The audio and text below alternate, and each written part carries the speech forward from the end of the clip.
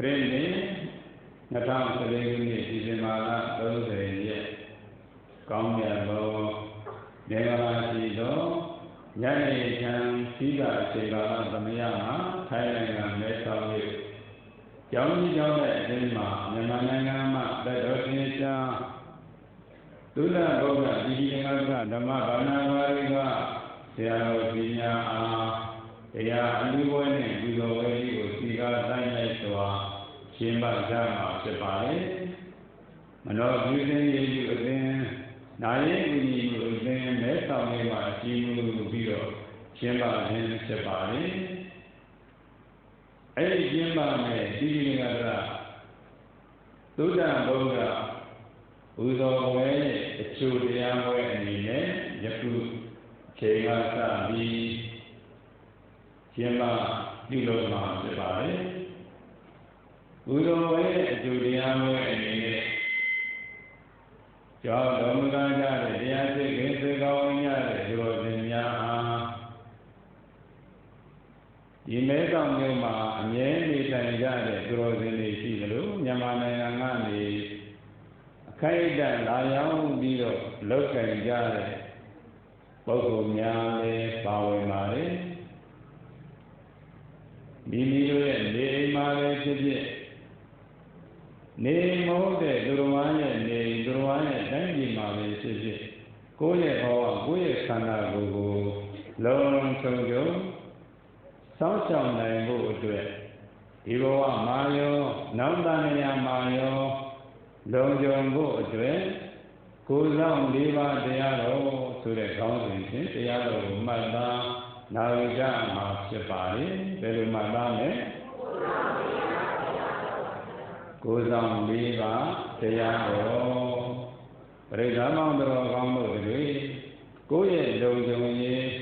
Hawaii, Dojoye, Bania, Dojoye, Yini, Adam Yabogaga. Bora Nagri, Midanza, Maranang, Aduva, Gavana, Chedaru, Ayago, Amayajin, Karawari, Mita, Buzin, Sema, Adnama, Osama, Kanaman, Manjini, Mandianigo, Anego, Aduva, Gavana, Siriani, Jamaidi, Gaulo, Ayaya, Yidon, Jare, Bogumia, Dwell. Sivita Man Suren Mani Anevo Dwell Narana Nodri Wanyajin Sure Edi Dino Oza Leva the Tilo Hojavare, Daja John Domulaja, the Diante, Sega Winya, the Rosinia, Kozam Leva, Deyaro, Surago, Hoja, Nauja, Sipare, Yagu Judia Wezero. Panama, Nida, Nide. Long winter, Javala, Namarigo, Ijanda, Ijamada, and Kanago, Kaymanaga, Bibiro, Yaboga, Sheko, Verana, Yuma, Separe, Yamanaga, Payadi Sadama, Nida, Nide. Yoso Buzo, Lisi. Nothing Garamyas, Nadego Kaimanaga, Yubiroma, Boda, Sheko, Rena, Yuyaya. Namanda Gagawan, Adara, Gizan, Dugivada, Larama, Mundira, Zanda, Dunandu, Daga, Makadan, Samanda, Mimi, Jani, Didani, Ibani, Jumimo. Samu Adri, the Java, Ishamujima, Sego, Alibizana, Bamjela, the Down, Yellow, Down the Java, Bayan Java, in White Door, Jaiza, the Bang, the Longer, do night, Wadanda, the Kailwana, Jago, they were done, the Jama, bound around the Adaradia, India,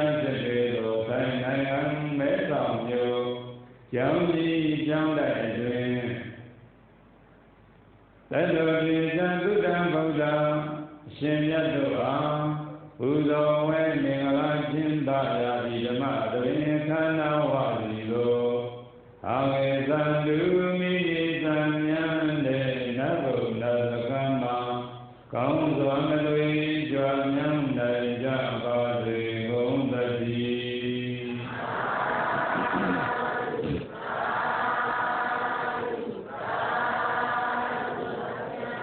မုနိရာဇံတံမုနိခေတ္တရှင်တော်မြတ်ဗျာတိဘေကမောကရံလူနနိဗ္ဗာန်သုံးလမ်းချမ်းသာပိစိသသောသရဏံစေယံဘယံဟောကြားပါသည်နိဗ္ဗာန်ရောက်ကြောင်းအရှင်ကောင်းတရားတော်မြတ်ကိုလူနံလူမိမိသံဉာဏ်တဲ့နတ်ဘုဒ္ဓသကမ္မကောင်းစွာမလွေနာယူနိုင်ကြပါစေကုန်သတည်း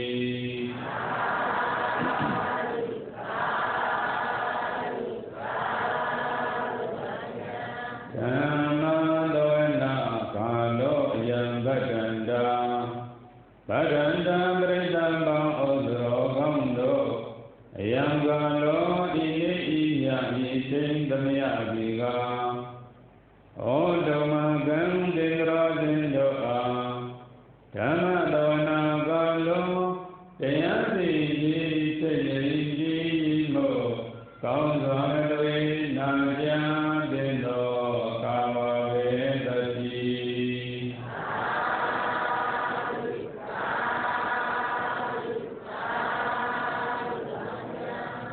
ဘောင်ဝင်စကြောင်းလာနာမမာတွေကိုဖိမှန်ကပြီးတော့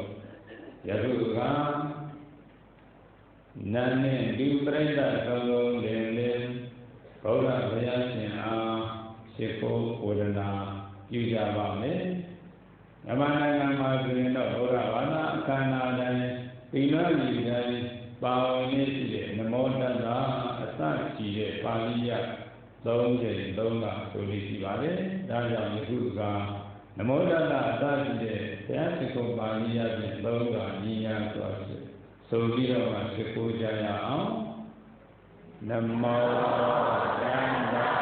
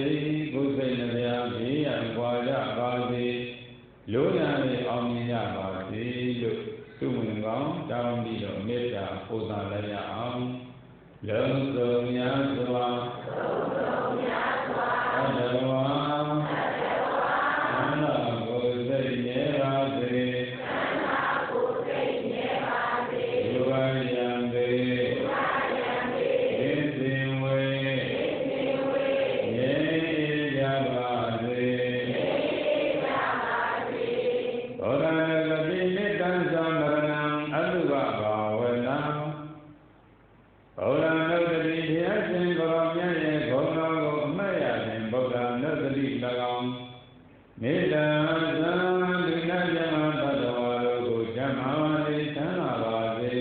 မေတ္တာဘာဝနာပုဒ်တာခြင်း၎င်းအတုဝဘာဝနာ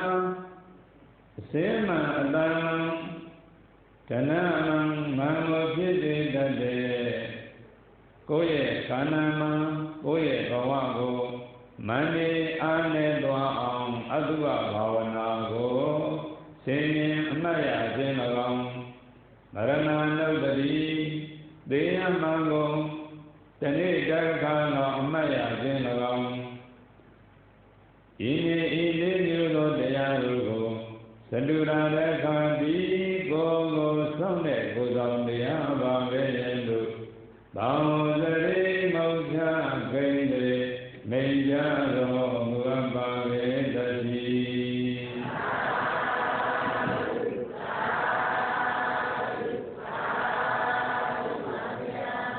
ကိုယ်ဘဝကိုစောင့်တဲ့ကိုယ်ဆောင်တရားကနံပါတ်1ဘုရားကုံတော်ကိုအမှတ်ရပြီ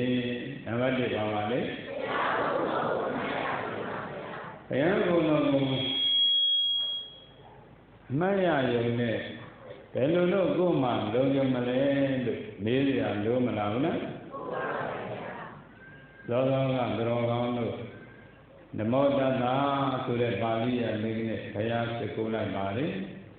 အဲ့ဒီပါဠိရလေးဟာဘုရားဘာသာတော်ရှင်တိုင်းလို့ရမထားဘူးလားအရဟံဂုဏ်တော်သမ္မာသမ္ဗုဒ္ဓဂုဏ်တော်ဘဂဝါဂုဏ်တော်သုံးမျိုးပါရှိတဲ့ဒီစကားလုံးလေးဖြစ်ပါတယ်ဆိုကြည့်လိုက်ရင်နမောတတ္တဘဂဝါတော်အရဟံတော်သမ္မာသမ္ဗုဒ္ဓလာဂုဏ်တော်ကိုယ်ပါထဲမှာဘယ်နှမျိုးပါတယ်သုံးမျိုးပါဠိပါလေဘဂဝါဂုဏ်တော်အရဟံဂုဏ်တော်သမ္မာသမ္ဗုဒ္ဓဂုဏ်တော်အဲ့ဒီဂုဏ်တော်သုံးမျိုးကိုထည့်သွင်းပြီးတော့မှရှ िख ိုးထားတဲ့ဒီစကားလေးပါပဲဒီတော့ဒီပါဠိရကလေးကဘယ်ကဆင်းသက်လာတာလဲလို့ဘုရားဘာသာတော်ရှင်တိုင်းစနစ်တကျလေ့လာဖို့ကတော့နည်းနည်းခက်တတ်ပါတယ်နတ်တို့သည်လည်းတရားမင်းကုမာကဟာလူပြည်မှာကုသိုလ်ကောင်းမှုတွေပြုလုပ်စဉ်တုန်းကလုပ်ငန်းကြီး9မျိုးကိုမပြင်းမရပြုခဲ့ပါတယ်ဒီပါပြုသူကြည်သူကျိုးလွန်လုတ်တန်ဉဏ်ညုံဂုံမချောပင်နှမျိုးမနောက်သစ္စာသံလျက်အမြင်တဲ့သောခွင့်နဲ့ပြမှန်သောတရားဖြစ်ကြောင်းနေဆိုတဲ့စကားလုံးမှာဒီပါကိုပြုသူရာကြည်သူကိုကျိုးလွန်နှုတ်တန်မှာလည်းဉဏ်ညောဂုံလည်းမချောနှမျိုးချင်းလည်းမရှိသစ္စာနဲ့စောင့်တယ်အမြင်လည်းနဲတယ်အဲ့ဒီအကြောင်းများတွေကိုရာသက်ပံပြုလုပ်ခဲ့သူ့မှာသေးတဲ့အချမ်းမဲမှာတရားမင်းလို့ဖြစ်မသွားဘူးလားယခုဒီခန္ဓာကြီးကိုအောင်မြင်အောင်ဆောင်ရွက်တဲ့ဥဆောင်ပုဂ္ဂိုလ်များကမနောပြုစဉ်ရေလူအသိနာယိကူညီမှုမဲဆောင်မျိုးဥသိပြီးတော့မဟာတိပြီးတော့မှစေတနာရှင်တော်ရှင်များစုပေါင်းပြီးတော့မှပြုကြတာလို့ဒီလိုသိရပါတယ်အဲဒီတော့လုပ်ငန်းတစ်ခုလုပ်တဲ့အခါမှာဥဆောင်မှုကလည်းအရေးမကြီးဘူးနော်နတ်တို့ဒီနေ့တရားမင်းကိုမာကဟာဟိုတစ်ချိန်လုံးကမဆလရွာမှာမကလူချင်းဖြစ်စဉ်ကာလကလုပ်ငန်းပေါင်း9ခုကိုအဓိကဥတည်ပြီးတော့မှများစွာပြုခဲ့လို့တရားမင်းဖြစ်ခဲ့ပါတယ်တရားမင်းဖြစ်ပြီဆိုတော့လူကြီးမှာအလားဆုံးဖြစ်တဲ့အလှမယ်ကြီးအသာထားလိုက်ပါတော့နတ်သမီးမှာပင်အချောဆုံးအလားဆုံးနတ်သမီးပေါင်း18ကလေးလောက်သူအနိနာမှာရှိတယ်ဒီလိုဆိုပါယခုဒီမှာတရားနာလည်းတဲ့အမျိုးသမီးများသသိန်းတောင်ရှိဖို့မလွယ်ဘူးပေါ့အဲ့တော့တရားမင်းမှာကနတ်သမီးပေါင်းအနည်းဆုံးဘယ်လောက်ဆံရထားတယ်အဲ့လောက်များတဲ့နတ်ရဲ့စီစိန်လေးနတ်တွေကိုအစိုးရတဲ့မင်းဆိုတဲ့စီစိန်လေးအဲ့လိုပြည့်စုံနေတဲ့တရားမင်းကြီးကဒီစီစိန်လေးနဲ့သူစွန့်နေမှာမလားမစွန့်နေဘူးပဲဒီနေ့လောကလာမှာတရားမင်းကြီးသူရဲ့ခန္ဓာကိုယ်မှာနမိတ်5မျိုးရှင်းလာခဲ့ပါတယ်။ဉာဏ်ကရွှေဆိုတာပန်ထားတဲ့ပန်းလေးမျိုးလာတာ စားနေကြနာဩဇာတွေစားလို့မကောင်းတော့တာအဲ့ဒီကဥယျာဉ်ဗိမာန်တွေမှာမပြောင်းမွေးတော့တာလို့နမိတ်ကြီးရှင်းမလားဘူးလားလူကြီးမှာAIDS တို့အနာဂီယောဂါတို့ကင်ဆာတို့အဲ့လိုယောဂါတွေဆွဲကြလို့ဆရာဝန်များက9 ရက်လောက်ပဲခံတော့မယ်တနန်းလောက်ပဲခံတော့မယ်ဆိုရင်ဒီလူနာရဲ့ဘဝအခြေအနေဟာသိချပါဦးမလားနတ်ပြည်မှာလည်းဒီတိုင်းပါပဲရိုင်းရာကဆွေးဆိုတာတန်ကားတဲ့တန်တွေညိုတာစားလို့မကောင်းတော့တာဒါဆိုရင်နတ်သားတရားနတ်သမီးတရားဟာသေဖို့အချိန်တိုင်းနဲ့လိုတော့တယ်ဆိုပါတယ်တရားမင်းကြီးမှာတဏှေလောကာလအဲ့ဒီလိုနမိတ်ကြီးရှင်းမြင်လာတဲ့အတွက်ကြောင့်ငါသေရတော့ငါဒီလိုကြောက်လိုက်ပါတယ်လူတိုင်းဟာယောဂရမှာသေရမှာမကြောက်ကြဘူးလေဒါနဲ့တရားမင်းဟာအာကိုရငါရဲ့ဘဝငါရဲ့ခန္ဓာလုံခြုံရဘာလို့ရင်ကောင်းမလဲဒီလိုတွေးတော်လိုက်ပါလေလူကြီးကအခြေခံကောင်းတဲ့နတ်သားနတ်သမီးတွေကြတော့နတ်ပြည်မှာလည်းတတိနဲ့ပညာနဲ့အာကောင်းလာရပါလေသူများကုသိုလ်ပြုလို့ကိုယ်လည်းပြုလိုက်တယ်သူများပန်းလူလို့ကိုယ်လည်းပြုလိုက်တယ်သူများဆရာဘုရားလို့ကိုယ်လည်းသွားလိုက်တယ်ဉာဏ်ပညာကတော့သိမပါဘူးဆိုရင်ဒါသာမန်နတ်သားနတ်သမီးတယောက်ဖြစ်သွားပါလေအဲ့လိုသာမန်နတ်သားနတ်သမီးတယောက်ကြတော့သိရမယ့်နမိတ်တွေထင်လာတဲ့အခါကျတော့လူကြီးမှာသမီးကအစင်မပြေလို့ဒီပွားရေးအစင်မပြေလို့စိတ်ညစ်ညစ်နဲ့အပေါင်းအသင်းကလည်းသိပြီးတော့မိန်ကောင်းဆွေကောင်းမရှိဘူးဆိုရင်အရက်ဒေသာတွေတောက်လိုက်နဲ့ဒိဋ္ဌိရှုလိုက်မယ်ဆိုရင်ခဏကကျုံလာတဲ့သောကဒုက္ခသက်သာမသွားဘူးလားခဏကတော့သက်သာသွားတယ်လို့ဒီလိုသင်ရတာပေါ့အရက်တောက်လိုက်တဲ့အခါအရက်ဆွဲသွားလို့ဒိဋ္ဌိလိုက်တဲ့အခါဒိဋ္ဌိဆွဲသွားလို့ယောဂါကြီးကျိုးလာမယ်ဒိဋ္ဌိတို့အရက်ဘိုးတွေကုန်လာမယ်ဆက်စစ်သောကဖြစ်เสียတွေများမလားဘူးလားများလာတဲ့ဒါလက်ပြီးမှလည်းဒီတိုင်းပါပဲလေစိတ်ဓာတ်ဥယျာဉ်ကြီးတဲ့သွားပြီးတော့နတ်သားနဲ့နတ်သမီးတွေနဲ့ရှိလိုက်နေဆိုရင်သေလူသေးသေးနတ်သမီးလေးဟာသေလူသေးသေးနတ်သားလေးဟာအာယုန်ကြီးမြင်ရတော့သေရမှာမေ့သွားတယ်အဲ့လိုသေရမှာမေ့နေတဲ့အချိန်မှာသေရမယ့်အချိန်ကလည်းရောက်သွားပြီသေသွားပြီဆိုရင်ကိုယ်ဘဝရဲ့လုံခြုံရေးရှိပါဦးမလားလောဘနဲ့သိပြိတ္တာပြီဆိုပြီးတော့ပြိတ္တာဖြစ်သွားပါတယ်။ဘာဖြစ်သွားလဲရိတ်တာလို့ဒေါသနဲ့သိတော့ငရဲပြေလို့မောဟနဲ့သိတော့တိရစ္ဆာန်ပြေလို့ဒီလိုဖြစ်မသွားဘူးလား။ဒါဆိုရင်ကိုယ့်ရဲ့ဘဝလုံခြုံရေးရှိသေးလားမရှိတော့ဘူး။ဒါကြောင့်ကိုယ့်ရဲ့ဘဝလုံခြုံဖို့အတွက်တတိနဲ့ပညာကအမြဲတမ်းရှင်ထားရပါတယ်ဒီဘဥစ္စာတွေကိုရှားမွေးပြီးတော့စူးစောင်းပြီးတော့ထားရမယ်သုံးရင်နဲ့ချုံရင်နဲ့သုံးချုံပြီးတော့မပြည့်ရဘူးပေါ့သူလည်းတရားမင်းသူ့ရဲ့နမိတ်ကြီးရှင်းလာတဲ့အခါစိတ်ဓာတ်ဥယျာဉ်ကြီးတဲ့ကိုလောပြီးတော့စိတ်သက်သာအောင်မလုပ်ပါနဲ့ငါဘာလုပ်ရင်ကောင်းမလဲစဉ်းစားဗုဒ္ဓဘုရားရှင်ကိုရောမြတ်သည်လူပြည်လူလောက၌နေအောင်လာရောက်ပွင့်တော်မူနေတဲ့အချိန်ရာဇဂုံမြို့မှာရှင်တော်ဘုရားသတင်းသုံးနေတာပဲသူမြင်လိုက်ပါလေဖြစ်စင်းနဲ့အဲ့ဒီတရားမင်းဟာနတ်သားနဲ့နတ်သမီးခြံရံပြီးတော့ရာဇဂုံမြို့ရဲ့အမည်ကဝေရိယကတောင်နဘဲပင်ပေါက်ရလှိုင်ကိုသွားရောက်ဘုမျိုးလိုက်ပါလေဘယ်မြို့ရဲ့အမည်ပါလဲရာဇဂုံယနေ့အိန္ဒိယနိုင်ငံဘုရားတော်ဘုရင်ရာဇဂုံတို့ဗုဒ္ဓဂယာတို့ဗာရာဏသီတို့တွေ့ရပါတယ်အဲ့ဒီရာဇဂုံရဲ့ခန္ဓာငန်းကဝေရိယကတောင်နဘဲပင်ပေါက်ရလှိုင်ကောင်းမှာမြတ်စွာဘုရားရင်းလုံးတော်မူသေးပါပဲအဲ့ဒီလှိုင်ကောင်းကယနေ့တိုင်ဆရာတော်တို့အိန္ဒိယနိုင်ငံအခေါက်ပေါင်းများစွာရောက်ခဲ့ပါပြီကေသကုတ်တောင်ဝေဝါရတောင်ဝေပုံလတောင်ဣတိလိတောင်ပန္နဝတောင်ဆိုတဲ့တောင်တွေကတော့တွေ့ရမြင်ရပါတယ်တ တရားမင်းကြီးသွားဘူးတဲ့ဝိရိယကတောင်ကမတွေ့ရပါဘူးဒါကြောင့်ဒီဇင်မာလမှာရောက်တိုင်းတိတိကဆရာတော်ကြီးတွေကိုဒီကသုံးပုံစတင်ဟောကြားရာမဟာဗောဓိပင်ခြေရင်းမှာအမေရိကန်နိုင်ငံမစ္စဝါမိုဆို